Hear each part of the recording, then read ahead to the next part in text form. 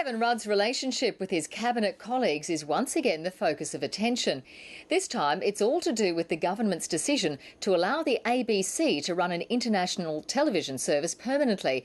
It was Mr Rudd's idea to open the Australian network contract to competition, and the opposition claims Cabinet waited until he was out of the country to destroy one of his pet projects. Here's political correspondent Greg Jennett. They call this channel soft diplomacy. But it's suddenly become very hard news.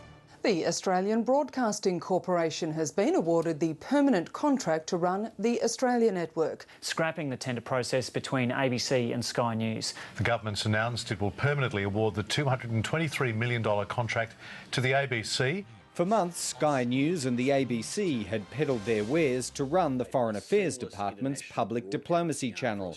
But the process was nobbled by leaks of secret tender rankings. So serious, police were called in. This tender has been profoundly compromised as a result of these leaks and needed to be brought to an end.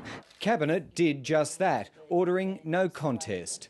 ABC News is there. The service, broadcast to more than 40 countries in the region, will from now be the ABC's to run and not open to competition.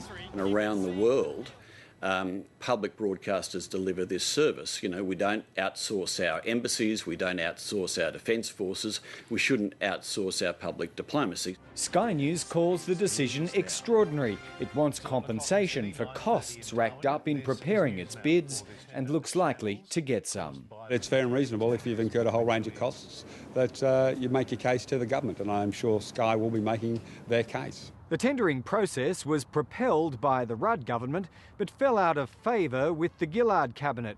From there it grew into a proxy battle, as much about personality and media politics as it was about policy.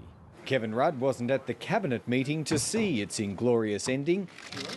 He was in Germany. Julia Gillard has done this deliberately in order to provoke Rudd. I suspect she's trying to bring on a fight with him. Prime Minister, do you like Kevin Rudd? Look, Kevin Rudd and I are working together in the interests of the nation. From opposite ends of the globe, Greg Jennett, ABC News, Canberra.